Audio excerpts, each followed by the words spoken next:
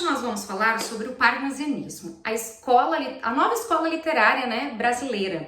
Nós tínhamos falado nas aulas anteriores do realismo, falamos dos romances machadianos, dos contos de Machado de Assis, falamos do naturalismo, especificamos no romance Tese, que é o Cortiço do autor Aloísio Azevedo, e hoje vamos falar então dessa continuação da estética da ideia realista, porém agora dentro da poesia.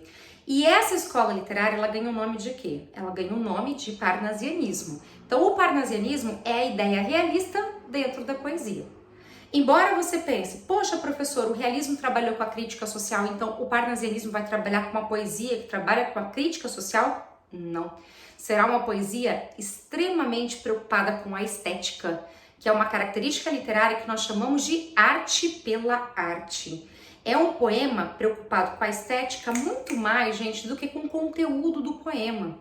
Nós vemos que aquelas ideias do passado clássico serão retomadas aqui. Só que tudo usando uma linguagem que os realistas usavam, que é a linguagem objetiva. Porém, com vocabulário muito culto, rebuscado, palavras de difícil acesso nosso. Então, às vezes, alguns alunos falam, eu não entendo um poema parnasiano por causa da linguagem. Mas entendendo as características literárias, é possível compreender o texto parnasiano e entender como que funciona essa ideia toda de arte pela arte. Primeiro, como eu falei para vocês, eles são preocupados com a estética. Os burgueses eram preocupados com a aparência. Logo, essa poesia que representa os burgueses também será preocupada com a estética do poema. Então nós vemos aquelas ideias lá do período do classicismo português, a ideia de valorizar a chamada medida nova, os versos decassílabos, o soneto, né, o poema que é composto de 4 estrofes, sendo as 2 primeiras 2 quartetos e as 2 últimas os 2 tercetos, também será valorizado aqui dentro do parnasianismo. Por quê? Porque eles eram preocupados com a aparência, com a estética do poema. Nós vamos ver então uma linguagem objetiva, trabalhando a descrição, vocabulário objetivo, muito preocupado com a estética, a arte pela arte. E vamos encontrar também dentro do poema parnasiano, pessoal, uma característica realista que é a descrição. Nós vamos observar que os autores então vão se pautar em quê? Eles vão se pautar em descrever objetos, descrever algumas cenas. Eles descrevem de uma maneira tão minuciosa, tão não é delicada, mas assim, tão real, tão realista, que você consegue visualizar o que eles estão escrevendo. Nós temos como os 3 principais autores brasileiros, pessoal, e que até ficaram conhecidos como a chamada tríade parnasiana, que é o autor Olavo Bilac, o Raimundo Correia e o Alberto de Oliveira.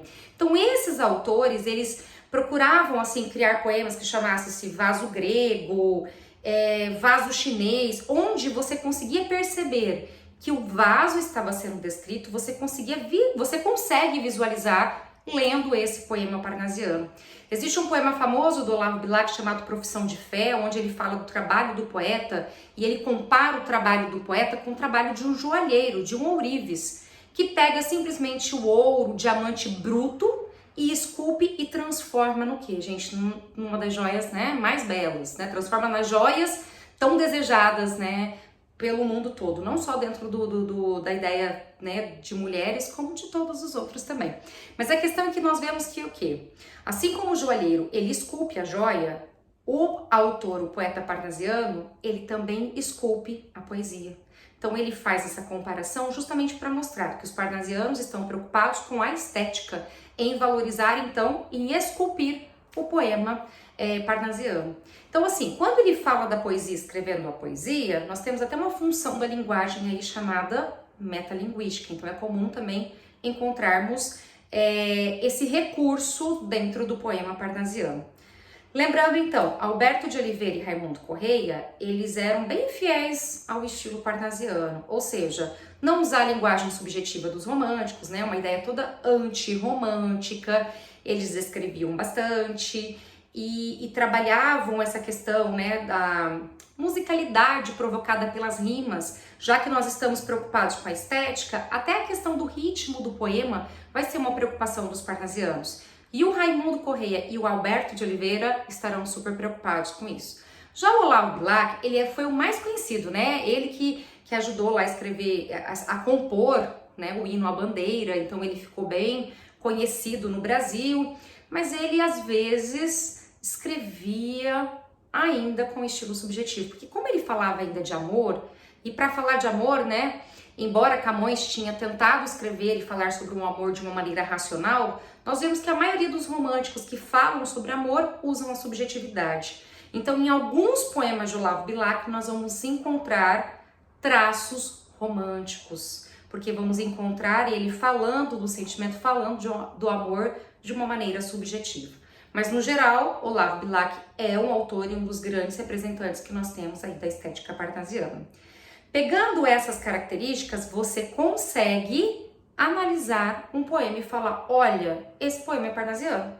Esse poema tem objetividade, esse poema tem vocabulário culto. Esse poema é um soneto. Este poema está descrevendo, e uma característica clássica antiga. Esse poema tem presença mitológica.